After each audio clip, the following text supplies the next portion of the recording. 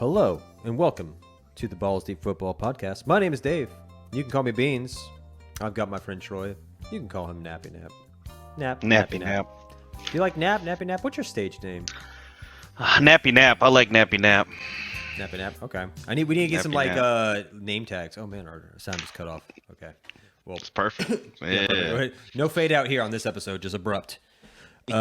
We were out last week. We took a bye week. We thought we deserved it. It was Halloween, and listen, only 5 of y'all listen to the show anyway, so we figured. Yeah, y'all were all right this week, man. Y'all be all right. y'all probably had y'all's best week last week.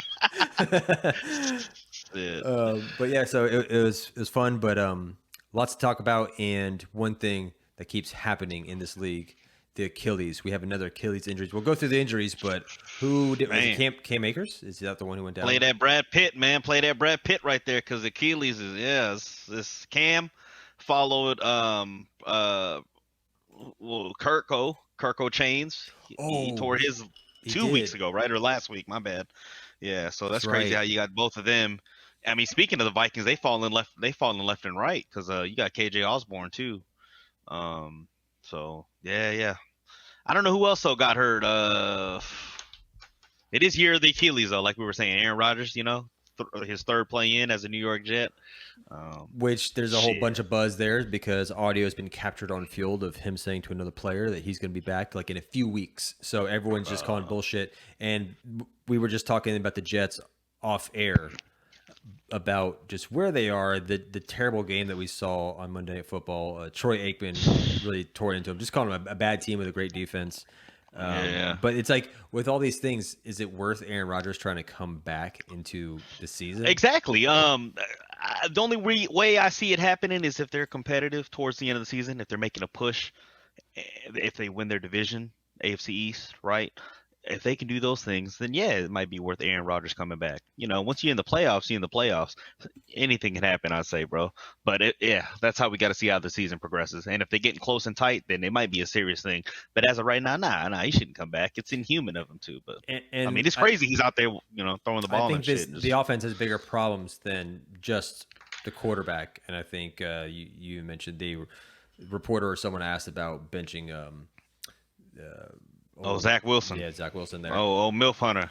Yeah, you give me nicknames every time he comes up. I have to my brain short circuits because I think of a nickname and then I have to think of his real name. Yeah, it's going to be an interesting one. But anyway, what other injuries are affecting the fantasy landscapes? We mentioned KJ Osborne just real quick. That helps your Addison fans. And then we got the other kid. Man, I'm drawing a blank. Pollard or Palmer for the Vikings. So that kid's value just shoots straight through the roof. Obviously, TJ Hawk's been there, but we talking about guys we can pick up now that'll get benefit from that. Dallas Goedert. We already know Philly's tied in one. Looks like it's time to stash they back up. I'd say that because this guy's out for a couple weeks. First a wrist injury. I don't know. Now it's maybe a fractured forearm or something like that.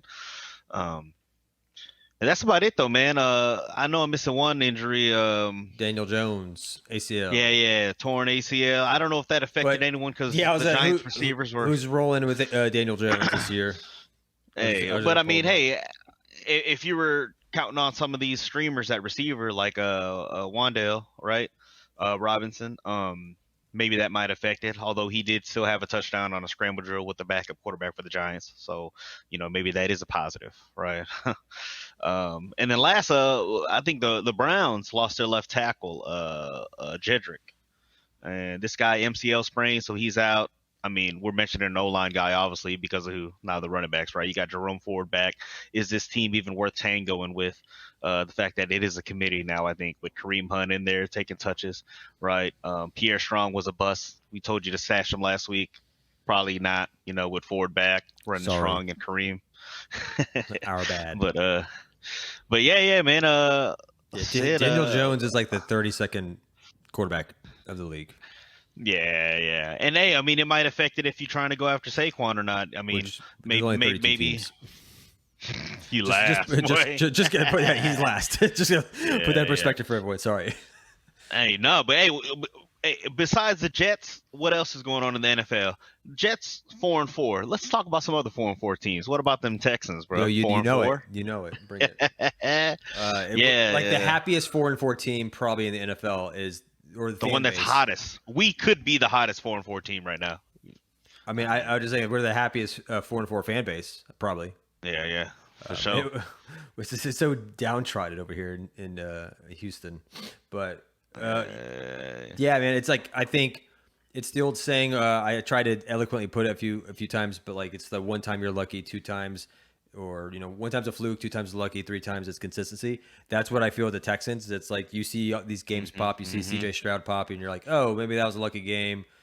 Everyone has a good game. Like I said before, it's the NFL. Everyone can pop and have a good couple games, good plays. Rookie season, we don't see tape on you, but it's cool when you can see it consistently that the team's performing. We were also talking off air about who is the Texans' number one threat right now. You made a big trade for Nico, which, by the way, he wasn't a main target of last week, but he still picked up 14 points with Schultz on I think maybe 30. And then Tank with 20, 3 receivers broke 100. Yep, 3 receivers broke 100 yards. Yeah, point is, named. I think there's attention for the Houston Texans on offense, or what is the defense focusing for the Houston Texans?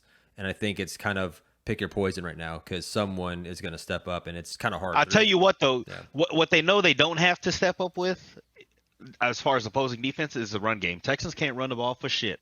You know what I mean? So the defense already knows they got to step up their passing defense and make the Texans beat them that way. Because essentially, but flip it around. Don't make it sound so negative. Maybe it's the Texans now discovering their identity, bro. Right? The fact that they know, hey, we can't keep fucking being stubborn, running it first, second down. Like maybe we got to set up the run with the pass. You know what I'm saying? Which is just like those Shanahan type teams. Still with a twist of Kubiak's running style. So it's kind of wild as we see it evolve and see the Texans like week 9, 10, got their identity, understanding, okay, they ain't running it. You know what I mean? First half that game, bro, yeah, first, second down, run.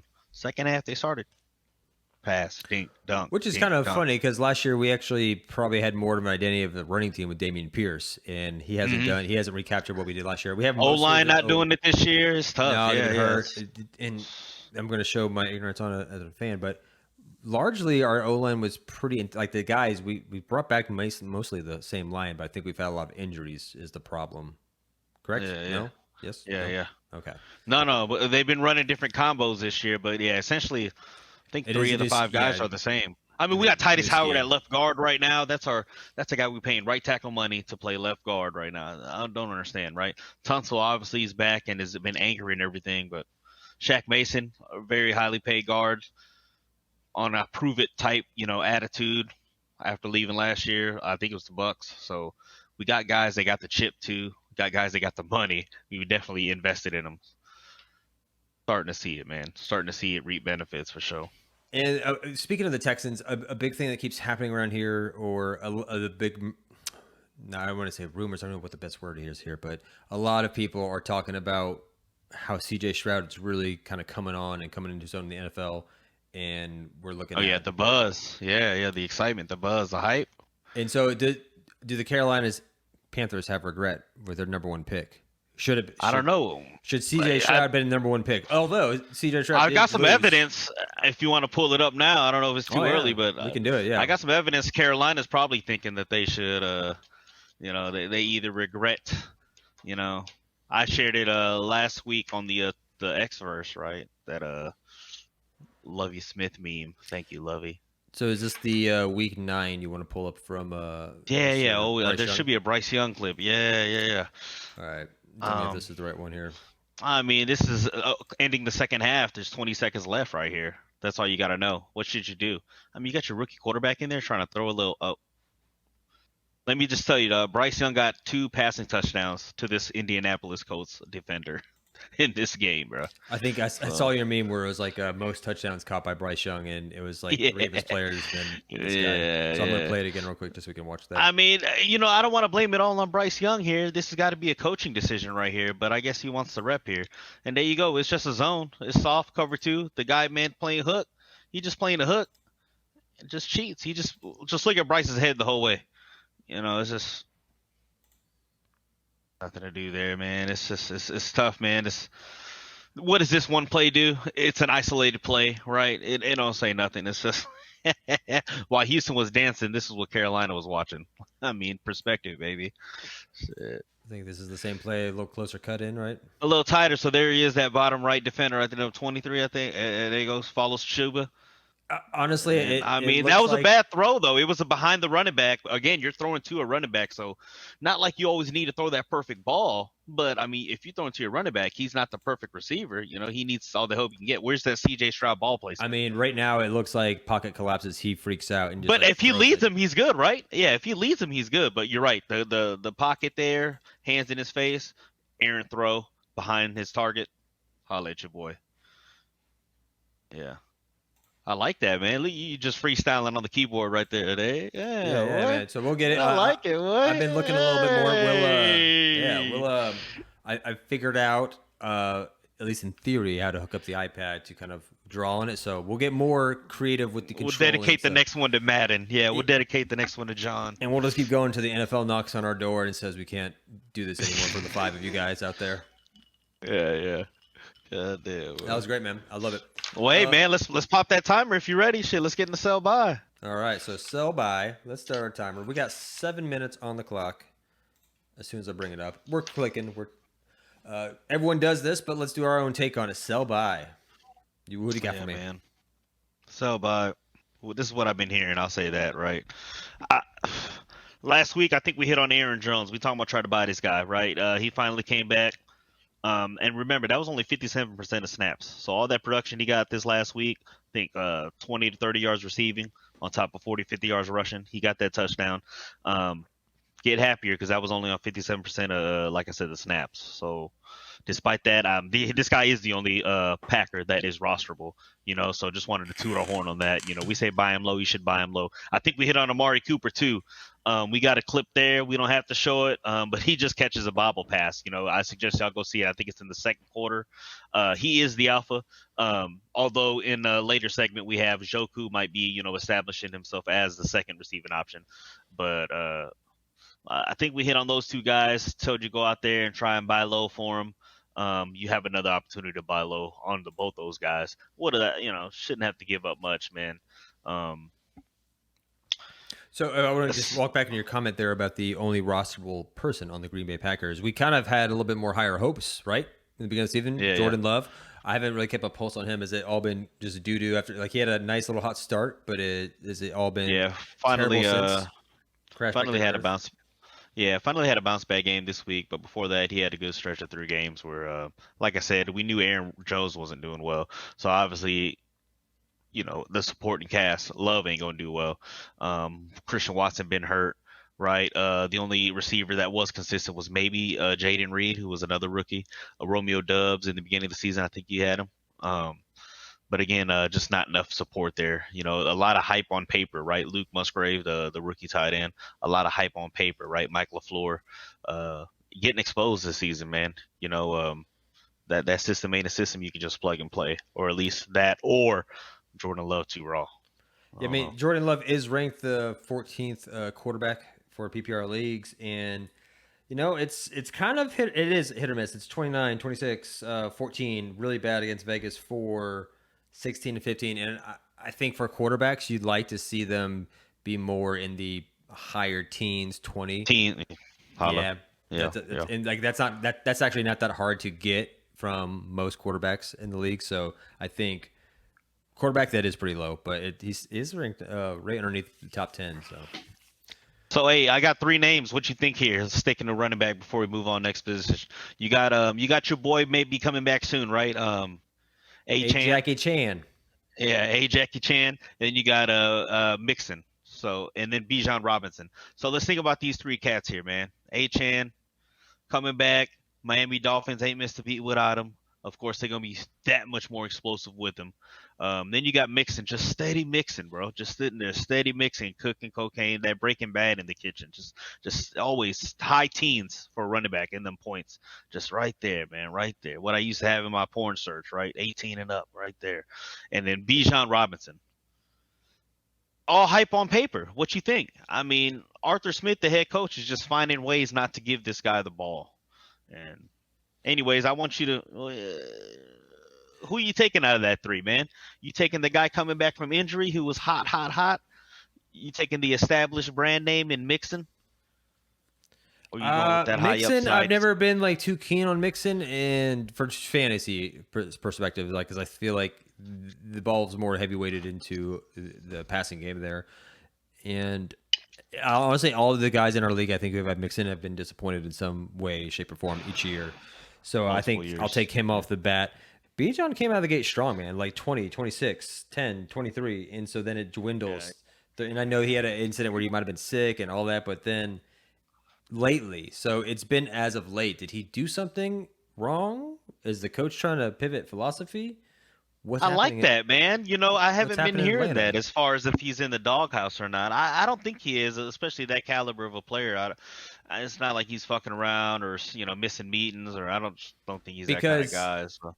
I mentioned to you, Steve had proposed Robinson for Achane, and it was right before he got injured, and that's a very tempting trade back then, like a few weeks ago, because he was doing quite well.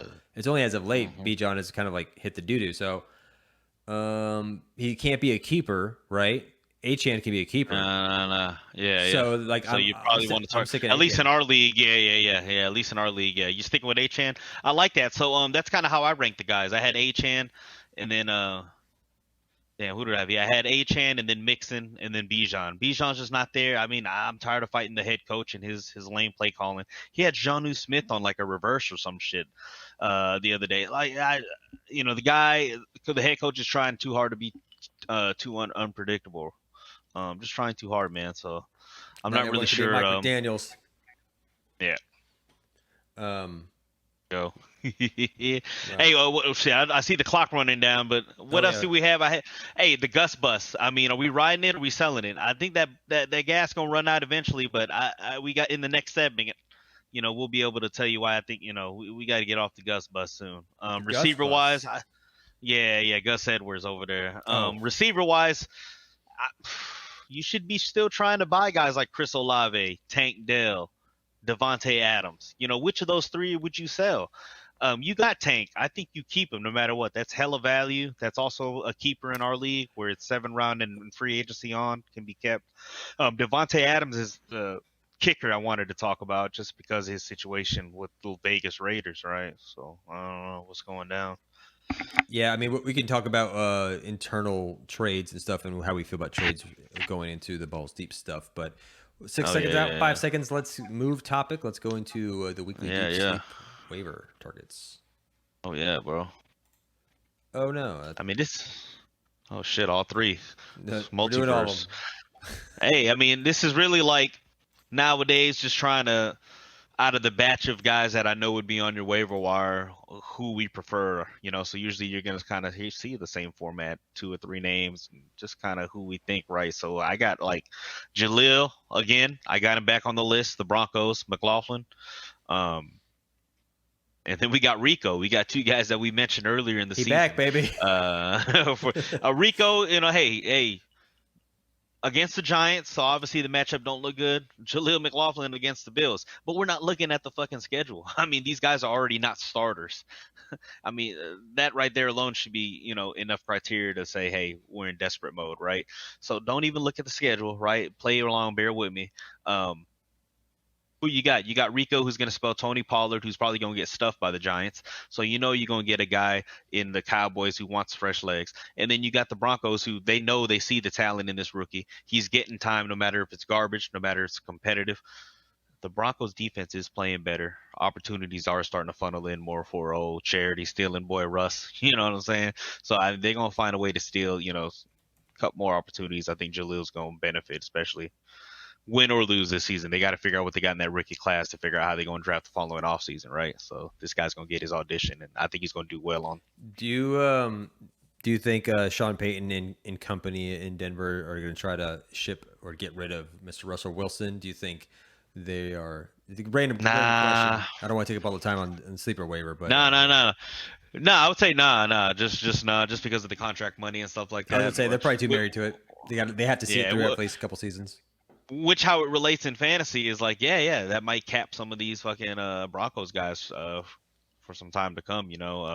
Hey, wide receiver wise, I'd say I mean, these are waiver targets, right? I don't know. Jahan Dotson's probably still out there in your league. I know Bob's got him. He fucking scooped him for me. I'm so upset. Will had dropped him after a lackluster first five games. But hey, the last 2 games, man, this boy's finished receiver 7, receiver 9, and now he's playing. I think the Seahawks, right? Bottom 10 defense. And then I'm hearing names like Jaxson and Njigba, who definitely shouldn't be on the waiver wire. But if he is, who would you take, Jahan Dotson or Jaxson and Njigba? The last guy I told you just had a hot wide receiver top 10 finish the last 2 weeks, where Jaxson and Njigba, he's slowly creeping, taking that wide receiver 1 spot. I would say, I had him 3 straight games, 12 points. Yeah. Yeah, so like since week 7, he has 16, 12, 12. Jaxson Smith-Njigba, you've mentioned this name, I think, even like draft time. So I think this is a name we've probably said a lot on this podcast, and finally the rise from the offseason is finally happening. And if you stay patient, bro, you're getting paid. And I'm so sad I didn't stay patient. Tank's got him now, when I traded him away, and he's reaping it, man. There's so much I want to ask you about your team. Oh man, yeah. Save the tears, man. Save the tears, man. Pouring out for you. Hey, let's bleed right into the stash, though, man. I mean, I know there's still some time left, but like I said, the deep sleep waiver thing, like waivers are so dry at this point. I think our whole it was a tough waiver week. Yeah, I don't want to list through names that people already know and shit, but I mean, I'll say on the stash. Oh, go ahead, my bad. No, I was just say like the week 8, our literal theme was a desert because there's nothing out there. I honestly don't look anymore. That was good too. And I've got like the budget for. I'm just waiting for a player to pop off, but I'll go into my strategy of where I think I'm at when we come back to our league. So and this next one here, you might have, expected to hear these names in the preferred waiver targets last segment, but here we go. First, we'll hit what was trending up, man. I had nobody. We've been missing on some of these last couple people, man. At least we're honest, damn it. Yeah. As far as who, like Pierre Strong, right? I listed him last week. Hey, that's a dart on the wall. So a lot of these aren't going to make it. We're just throwing some shit on the wall, see what's going to stick. Pierre Strong, though, like I said, Kareem Hunt came back, stole touches, even with Jerome Ford's return. So the fact that those 2 guys are there, Pierre Strong definitely back to the, back off rosters. Hey, Keaton Mitchell.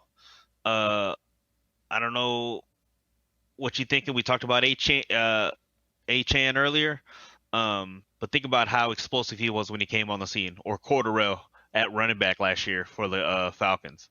Jerick McKinnon, maybe it's 4 times a year, but when he scores them double-digit points as a receiving, like, lightning rod out of the backfield for the Chiefs. I think this Keaton Mitchell kid is going to do the same for Baltimore.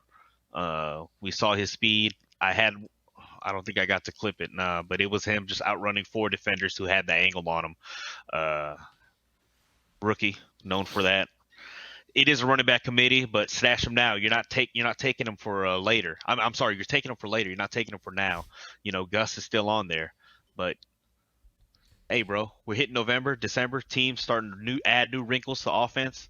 Players starting to get inserted and have their roles. I think unless you have like a really like someone you just lucked out on picking so low and is your keeper, it's a good time to start looking forward a little bit to next season. Like who's getting a little bit more reps and who might pop off. Because I think last year I didn't do that well, so I came into this current season not really knowing, and I went Tyler Boyd, and honestly I rarely played him, but he has been pretty good in a pinch. But I wish I would have kind of had more looking out in the future. So that's kind of what I'm going to try to do this year. But again, it's probably going to be Achane. Likely I'm going to hold on to him. He'll like keep her going in. Just because running backs are such at a premium. I'm super interested to see what the workload's going to be, because it's clearly not a individual player makes the system go in Miami. Nor is it like he's a pure system player that, he only is successful, and like he's clearly a really good athlete.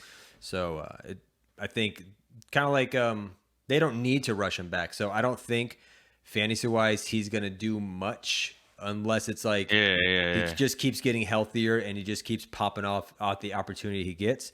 That's the only way I see him kind of getting back to more of a carrying the load, or because I think in the Dolphins it's all about riding the hot hand. They're not married to any one player. Agreed, it feels like. bro. Yeah. Agreed, and that's why they're so fucking dangerous that they can rotate between so many people. Imagine being the defense and having to all right, you giving your players film to study and shit. It's like, all right, we got to look at this guy. All right, now you got to look at this guy. All right, now you got to look at this guy. All right, now you got to look at this guy. Well, it kind of feels like what we were saying at the Texans is like we got to see where this guy's at. We got to see where this guy's at. Oh, don't forget to key on that guy. Yes. It feels like, just talking about anecdotally with you, it feels like when you have it's almost easy. It's harder to scheme for when there's not a key player that's like getting all the attention, like an Andre Johnson or a Arian Foster or whoever, it's like, which is New good England to see. used to be real good at that, right? Take one player out and go. Mm-hmm. Nobody else step up. Yeah. And I agree. All right, we have 3 minutes. What's up? Receivers. The receiver. One name, man. Demario Douglas out of New England should be available. Like I said, same with Keaton Mitchell for Baltimore as a running back. This guy, you're not looking to play him right now, but I think it's a guy that's going to develop in season baptism by fire type shit. We already see it. Last 3 games. Average each game 7 targets, almost 45, 50 yards, right? Well, I think on top of that, motherfucker had a carry every game, so he's getting the love, man. He's getting the looks. He's getting schemed in. So, we'll see what that's going to entail, man. Tight end, Cade Otton, right? Is that his name? Yeah, Cade. For the Buccaneers. We saw how he did against the Texans. This guy is playing 100% snaps at tight end, right? Last couple of games. So that's all that needs to be said. I would almost prefer him over Arizona's Trey McBride, the other kid that everyone's hopping on, the rookie tight end, talented. I want to say Notre Dame he came out of. Didn't you hop on him? Yeah, I did. I actually traded. I got him. I did. But the fact that Kyler Murray's coming back, which I'll mention later, Hollywood Brown is a good buy-sell target we didn't get to because Hollywood Brown's coming back, who finished wide receiver 7 last year with Kyler, right? This year, Hollywood, half his games were hot, half his games were not. Half his games he finished wide receiver 24 or higher. So the fact that he's getting that injection at quarterback, shit, man. This is going to be good. But, back to Cade Otton. Yeah. That's a guy I would take, again, over Trey. You know what I mean? Just because I don't have the stats behind that one. I just like the Baker Mayfield feel. Him to Cade, safety blanket. Those typical feelings we like to say. I was rather impressed with Baker Mayfield last week against the Texans. I mean, he gave them a chance to win, and I just thinking like Mike Evans, man. If that's your receiver, you and I go look good out there, man. But yeah, it's true. Like I didn't catch enough of the game to see was Mike Evans like more so pulling all the attention or production, I should say. Was he the one basically moving the offensive? There's a rumor out there, and I think this Rashad White. I think it's complete bullshit. What's that? Have you heard the Mike Evans Texans rumor? Oh man, that's bullshit. You're right. Yeah, it's not. I think it's got to be climbing up some Reddit boards or some shit. But essentially, people are supposedly saying that Mike Evans came up to D'Amico Ryans and just said, "If y'all can come get me," and which is like you would never like. I don't think you'd. It just it doesn't seem. Even if you did, it shouldn't leak like that. I don't know. Yeah, like that. I don't know. You think D'Amico's gonna go out there like, man, let me tell y'all what Mike told me, man. Mike said, "Come get me." Yeah. I don't think it needs to be said. It's like, oh yeah, we're gonna try really hard now. All right, man. Well, that's the stash. Do you have any other stashes? I think you got through it. 2. No, man. That's it. Bro. So then we go into my new favorite topic is whiskey business, presented to you by Economy Liquor down in Galveston, Texas. If you need, I was about to say residential, commercial, retail, come down to Economy Liquor. They'll take care of you. Now make sure it's the Economy Liquor on, remind me of the street, Troy. It's on the east side by the seawall. East Galveston, 1911 23rd Street. Bro. All right. 23rd and P. And just in case, make sure you share this little clip on your Facebook. So there's 2 Economy Liquors in Galveston. You don't want to go to the other Economy Liquor. Why is that? Because our Nappy Nap here acquired the business, the owner split it off into 2 different sections and sold it off to 2 different people. So now you have 2 different people representing economy liquor on each side of the island, which is, I keep telling you need to change the name. We're going to change the goddamn name one day. And I think we should make a poll for everyone. But I know you have a lot of people decide. You inherited a lot of good customers that, you know, are partial and you want to keep them comfortable. So I know that you didn't want to be jarring coming in, new management. But I think you're doing a kick-ass job, man. So cheers to you. And I'm going to pour a little bit here. And so yes, sir. Y'all don't want to hear about my tight end thing because I'm still proud of myself and salty towards popular podcasts that suggested stupid tight end moves regarding Dalton Schultz. But what do you have for us? New topic. Man, this is a little personal, right? But CBS, their fantasy football podcast, they're not on board with crowning CJ Stroud yet. I think that's absolutely ridiculous, man. You know, they don't feel comfortable putting him in the same group as like Tua. You know what I'm saying? Justin Herbert. You know, and I would say, yeah, duh, because CJ ain't got that type of talent around him, man. And he's still balling with them boys, man. So, you know, fuck CBS, man. Them boys. I can't believe they're not on the hype train, man. I mean, it is a hype train. I can understand it because, again, I think people would want to see it for a season or 2 and before they can't deny it. Breaking records every week, bro. Shit. That's the thing. That I would say that is the every outlier. Week. And it is crazy impressive. Like, he's had was it only 1 interception now? Yeah, 14-1 interception TD ratio, interception ratio. Yeah. That's wild. I mean, yeah, I don't know. He's definitely playing very well. I think it goes above luck, but Hey, I'll say that's a good point. We got to name this one "Spill the Beans" too next time because we got to start running with that, bro. I love that "Spill the Beans" shit. We got and it's almost like playing spoiler. So like, I don't know if this is fitting, but I don't know, man. If I had to spill the beans, man, Kyle Pitts is fucking garbage. Like, again, not even.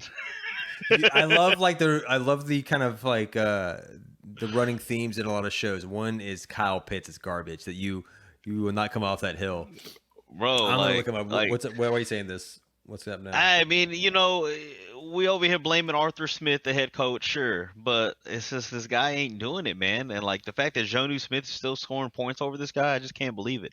I don't even know if I'm taking Pitts when the next team trades for him. I don't know, man. I don't even want to keep talking about him. Another one's, hey, Justin Hill, Keaton Mitchell, everyone getting hype over these Baltimore running backs. Look, man, all that production was in garbage time.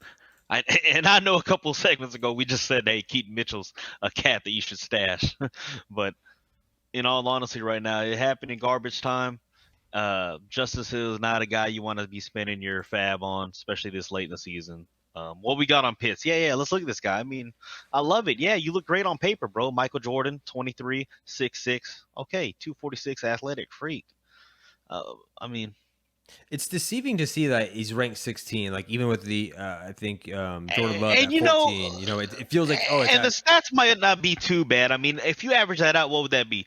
I mean, you can't get better than 9. You know, that looks like 9.5 points a game or something. That's not bad, right? But he's worth having on a roster. He's just, you know, it's biased for me because he got drafted like 4th or 5th overall. Maybe that's it. I just got to let that go. I'm taking that too personal. Like, I think that's exactly what it is. I know what it is. Yeah, that is what it is. I'm sorry, it's Kyle Pitts. I'm sorry, Kyle Pitts. Hey, last but not least, hey, Bills, they are not gods, man. The Bills, sorry to the Bills Mafia, but they frauds. Like, it's straight a step up, back. Man, like, this season is definitely a step back for them. Josh Allen is pretty much just like baby wipes, you know, for that stanky bullshit that is the Bills defense and surrounding cast, man. I mean, James Cook, it's nice, cool. Your brother's to Dalvin. You ain't running the ball like your brother did in his prime. Your brother ain't running the ball now. So why do I care that your name is Cooks? Like, the running game is still trash. And Josh Allen's just doing everything he can, which is great now, but that ain't going to last. December, January, playoffs. It's just not. He's going to wear down. So, you know. Enjoy the wins now, Bill Mafia. I mean, I do. Miami's gonna win that division. They're gonna run away with that division, especially because that defense is scary and it's getting back. And we forget Jalen Ramsey's on that defense. So But yeah, the Bills are frauds, man, and yeah, that's if. Sorry to spill the beans, man, to them boys up in what Buffalo, but I love it. y'all ain't never gonna win shit, man. So I mean, Dolphins are 6-3, Bills 5-4, Jets 4-4. So Jets Patriots definitely. It's crazy. The Patriots at 2-7, even with Bill Belichick. I mean, just really hasn't been anything near what it was since Tom Brady left. Even Jay-Z put out some bad songs, man. You know, shit, you can't be doing it that long and not have some. Do you think this is Bill's last week? I mean, last week, last No, I don't think so, man. Because going out like that. Yeah, and much like that, like what else is better on the streets? You know, like you're gonna bring in a young X's and O's guys, like rest in peace, Josh McDaniels. I was to say Josh McDaniels. Yeah. What we got, boy? Balls Deep League? Balls Deep League. What's going on in the league? Fuck. I'm glad we're I don't even want to see, man. This is the trade deadline. I'll say that it's the trade deadline. So what do you do? So let's just paint. So I threw away. I had a good keeper. I had LaPorta. Could have been a great tight end to build around next season. But I'm kind of banking on keeping Nico Collins, regardless of how he does. I just hope he takes the next step next season. As the wide receiver 1. But hey, I just traded for Mixon. I'll say in the Balls Deep League. Did you start out with Mixon? No. I had Saquon. I traded away Saquon. Right. Yeah. So all right. So this is a team I guess I'm rolling with. Let's remind the viewers at home, the listeners on the air web, wherever the hell you're listening to this thing. You are 2-7. We have how many more weeks left? Did we go to week 14? Yeah, yes, sir. I think so. Got 6 weeks left.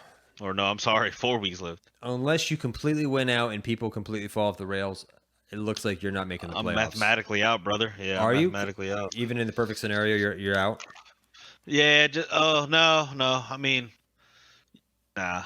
Matt's 3-6. I got 3 people that only have 1 win over me. So I mean, not completely impossible, but unlikely. What do you do? And this is, I think, a good thing that we should share up better with how we structure our league. But we know that you have side pots to play for, so we make it a little interesting. So each week there's a fun game. You can win, quarterback with the most points, combine running backs with the most points, yada, yada. Troy's really good at putting this together. And you can win some cash, and it's a fun little like carrot on the stick to go for, even when the season isn't looking well. Yeah. You have the toilet bowl to look forward to that has a little, cash in it, not a lot. It's really reserved for the winner of the whole league. But what do you do? Or do you kind of completely, because you could before trade deadline, can't speak right now. You could start trading for next year and acquire picks. Yeah, so we try to develop some rules to prevent that, and I think what I've heard some leagues do is like once you are mathematically eliminated from the playoffs, you can't trade anymore. You can still fuck around the waiver wire if you want, but you're not allowed to trade. And I want to see if we can put that in next year. But as far as now, really? No, I'm not looking. I feel like we should allow it, but put a cap on it. Like you're allowed like 1 or 2 trades. Like and that's what we're doing right now. Actually, we got a cap to where I think it's you can only trade one of your top 3 picks, one of your first 3 rounds. The rest you can just open game, but or else you'll be trying to sell the farm, to get some picks next year. Which right, like that, I think it's fair to say. But I almost think it's fair because if the player's giving it up and he wants to give up that pick, that's right. on them. Yeah. I think. But, I do. I don't like the. Our boy Will. I know our boy Will feels different. I think on that. So Will is. We got to get him on the show. He's a stickler. He feels very passionate about giving rules. I haven't talked to him in a while. I need to sync up with him. Which was awesome this year at your lake house, bro. The rules, that whole footage was crazy. You got Matt and Kehu up there fucking MCing it, and oh shit, that was awesome, man. So besides what do you do? Did you answer that question? No, I'm still trying to chase for a sleeper. I mean, I'm trying to chase for a keeper that I get next year. Someone that might establish himself like a young David Johnson did at the end of his rookie year for the Cardinals, or like a guy, drawing a blank, but. So right away when I look at it, just to wrap up what's going down in our own league, I personally, I'm not motivated to trade anybody, make any deals. My team, I feel like, is like really kind of catching on now. Joe Burrow is finally doing what we expect him to do with fantasy production. Dalton Schultz is expecting what he's about to do. I have a problem right now. It's a good problem to have between Tank Dell and Dalton Schultz, having both those guys. I got lucky. I know I got lucky last week. I am not expected to see those numbers again. In Houston, the hard part is it is going to be a hot hand. It could be even Nico Collins. It could be Dalton Schultz. It could be Tank Dell. So now I'm like, I throw Tank Dell and Dalton Schultz in, expecting one of them is going to get the love. That's a hard thing because when no one does, if it all goes south, if it's a bad game, then you just like wasted 2 spots. So it's like you roll the dice on 50-50 for one of them to have a good game or everyone to have like 10 points in, which is still solid. But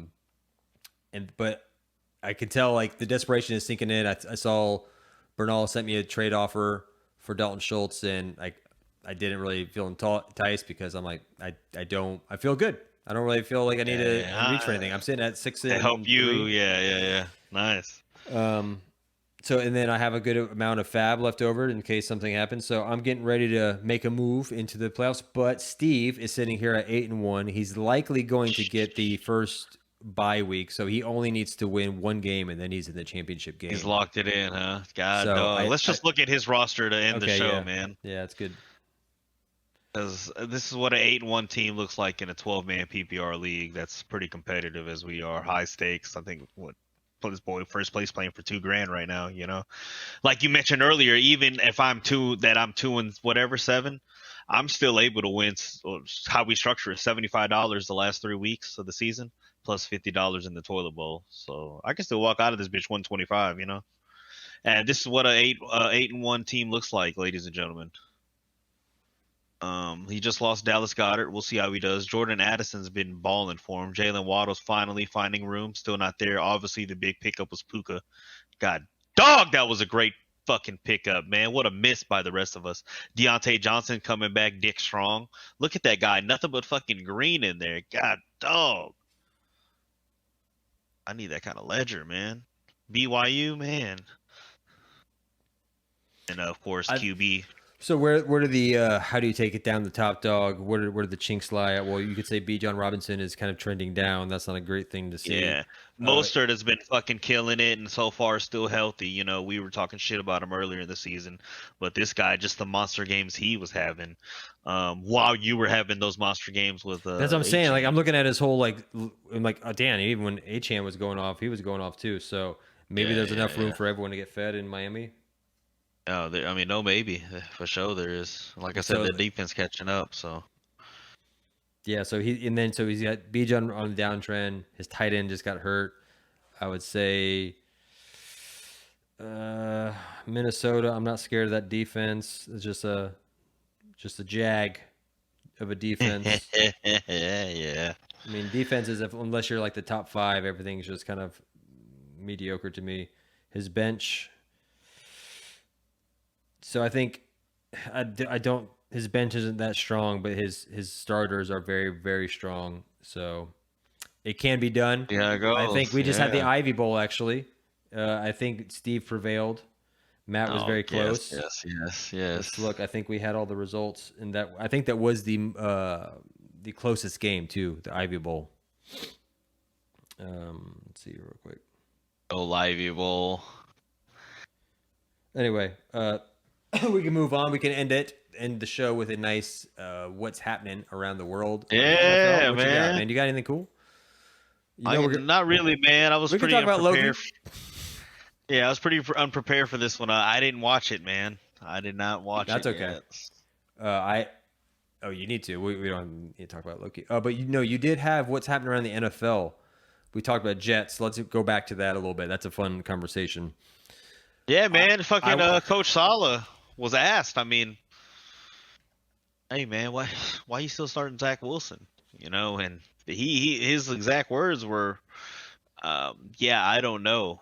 I'm gonna have to plead the fifth on that. Which is a terrible answer as a head coach. Even if you said that, like that's the typical. I'm trying to talk to the players media bullshit. Love it. Yep. Meanwhile, remember this guy was when D'Amico was a linebackers coach for the Niners. This was his boss. This was the defensive coordinator, Saleh there. So this is a guy that, kind of under that tree type deal. And the fact that he's showing this kind of poor leadership, that's a shame, man. It goes to show you what the Jets have been dealing with. It's been poor leadership from the start, bro. So I don't like that bullshit of like talk to the media. I'm more of a believer of praise in public and criticize privately. Yeah. It makes you look like you're attacking your team, and like they're not behind you after that. It's like, okay, and you're just trying to flex nuts. Like you ain't trying to do anything productive. Yeah, I'm all about tough love, but like tough love behind closed doors. So I thought that was poor taste, bad form. And like I was telling you, watching that game with my little eyes, I didn't. Zach Wilson, yes, makes a lot of boneheaded decisions sometimes, but I don't think is the sole purpose and reason the Jets are where they are. Troy Aikman, had that fiery rant. Great defense, shitty offense, basically bad team. So with Aaron Rodgers over here saying he's a few weeks out from coming back to push his Achilles injury. Why? Is Aaron Rodgers the saving grace? Like, he's a great player and he will make up for a lot of inefficiencies, I'm sure. But again, the Jets were trash to begin with. It's not like they were fucking on the bridge or like they were about to like Super Bowl contending. You wouldn't know that watching this past offseason. Everyone's like, exactly, Super Bowl, man. Aaron Rodgers here. Like we have a chance. Yeah, so man. They have a chance for a playoff run, but it's like, if Aaron Rodgers is like, I really don't want to go another season and this has got to be the last one, I can see and understand, like, okay, yeah, push yourself and try to get in there. But I don't see the benefit here for him to push an Achilles injury. What they're already saying, like, if he did come back, it would be like the fastest recovery from an Achilles injury ever in the NFL. Granted, it happened on the first play of week 1. He is he does move around a bit, but his mobility isn't his game with how he plays, but he can scramble a little bit. So it just feels like, man, like, is it his ego that's driving him to come back? Because they're not a Super Bowl team, even with him. Yeah. It is definitely, man. Pride, maybe a sense of unfinished business type shit. The competitive spirit in him, I suppose. So I mean, it's which is cool. Like, I mean, I think, and I understand that too. Like, there was a lot of hype with him in there, and I think maybe it's just like he wants to give people the show that they were expecting with A-Rod in New York, the Big Apple, doing his thing, and maybe show a glimpse of what could be happening next season. I mean, has he ever publicly stated his intention about this is a 1-year rental or No, he said he coming back. Yes, 2-year deal. He said he coming back for sure. No, cool. Well, we'll see how it goes, but yeah, it seems weird. Yeah, and it seems a little bit like attention. Jets are trash. Bottom line, Jets are trash. Hey, let me ask you, man. When's the last time you ever order a martini? Do you like martinis? What you got? I love me a Mexican martini. Do you have Mexican martinis? It was It's just tequila and olive juice. I think so. But it's great. Yeah. I love it. Nice, Matt El Rancho's here in man. Austin serves the best ones. They call it the knockout, and you get knocked out if you have like 3. You'll be on your ass for sure. Damn, 2, man, I'll fucking try drunk. it. All right. 1.5 is great. Yeah. Excuse me. Hey, fucking Absolute and Kahlua. These motherfuckers made a fragrance that smells like an espresso martini. To celebrate their drink or something. Anyways, I was looking at that, and that right there might just be okay, but it talks about how other times food has been branched off into cosmetics and whatnot. KFC had a finger licking nail polish. McDonald's had candles that smelled like quarter pounders. That's fucking disgusting, dude. Damn, man. You ever leave a McDonald's bag in your car and you get back in it? That's what I imagine that should be like. That's gross as fuck. Yeah. My wife's the worst at leaving a Chick-fil-A bag in because she had a quick lunch, and I get in the car and it's like, yeah. Oh, you don't like that? Them food smells, right? Yeah. That's like the motherfucker that brings salmon to the work microwave. Good thing for COVID nowadays, man. They got to share microwaves. I've been on planes where people bring their own food in container, and it's like Indian food and shit, and it's like, bro, that is like the most. Keep that shit to yourself, man. Yeah. That is the most smelly food out there, and like in a small container. Like, wow, it's insane. All right, man. Is that the show? Do we have any more? What's happening? Bro, man. Let's call it a night, brother. Shit. All right. Well, let me queue up some songs. Yeah, I'll try to release some more clips. I don't know if you saw me a couple weeks ago. We have a lot of clips. Let's I think we should go a little into Texan clips here, at least for the Instagram or something. Yeah. I like it. I think this show's gonna be called like a love letter to CJ Stroud. We probably talked about Texans a lot more than any other show. Gonna be some good generated artwork there. So what's your favorite? I mean, so we had the this past week. That's the big story. CJ Stroud coming back with it was even under 2-minute game. I think it's like a 50-second drive, wasn't it? To win 6 plays. Yeah, 6 plays if you count the spike. 6 plays if you count the spike. You see he goes back to back, really. He hits Dalton, then he hits Dalton again, then Noah Brown, and then Tank. So this right here just shows, the little hook right there by Dalton. I mean, obviously the Bucs, they're playing back, keeping everything in front of them, just go ahead and make the tackle. But you'll see it. I mean, hey, Bobby Slow got everybody spread out. Dalton just cutting against the grain here, hash to hash. That's a good one, man. So that's how you start the drive. And then you'll notice the next play, same thing, man. He's going to his other safety blanket here. Dalton. Kind of on a, what do you call that? I guess a flat, I suppose. Yeah. But, just just taking what he's giving them. They're playing prevent. And that's why I think the mistake really is too, because CJ's doing well. Even CJ has time, but he's getting through his reads, man. Yeah, I mean, look at the cushion they're giving them there. It's like there's no one in the middle of the field, and it's a shame that the play clock's not on this either to get a sense of what they were really at. But they had enough time. I think they still had the time. Yeah, they had at least one timeout. Then they said, So that's probably poor, which is funny because Todd Bowles is quite a good defensive coach. He's the head coach there, so you would think that would be their strong suit. Achane just kind of got him on the heels. I mean, it's beautiful right here. So now we start getting nervous, you know what I mean? But they know a field goal ain't gonna do it. You know what I'm saying? So look at that beautiful corner to Tank. That's the big Tank to bro. That's the play right there, bro. Like I just want to say the boy got separation right there, man. And look at it again right there. Just ain't nobody around him. He just look at that safety. That safety should close in. That safety is so far away. I mean, there's no other responsibility over to going to him. But yeah, Tank's just about to. And great. You can't tell in here, but he had a great foot toe drag. Toe drag swag there. Swag, baby. So the super compressed. Yeah, man. 20 yards. That's it right there, bro. You got that little flag route. Ooh. Right at the top of the Texans A right there. Yeah, man. That one's the best. Another one where he's just separating right, splitting both. What is it? Damn, that's. So it's over the linebacker. Cover 3, bro. Shit. Dropped in between the safety and the corner. Ooh. Again, look at that front. Do it one more time, Beans. You see that front, bro. Like, even if there was pressure, time or not, this guy processes so quick. Fuck the AS2 test. Boom. He sees it. I mean, he already sees it right there because that safety at the bottom of the X on Texans. Look at him. He's going to go from hash to hash, and it's going to be wide open.